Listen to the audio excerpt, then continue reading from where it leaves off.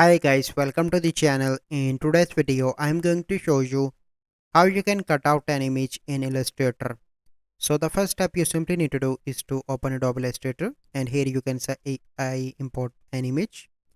So once you import, you simply need to lock this layer, and from bottom here you simply need to create new layer.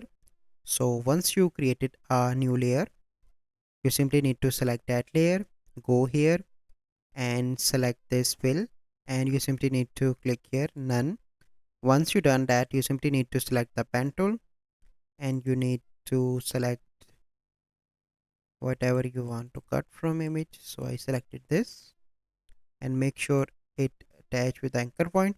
So once it is done, you simply need to come here, and here you can see lock icon, and here from here you need to unlock this and select this layer.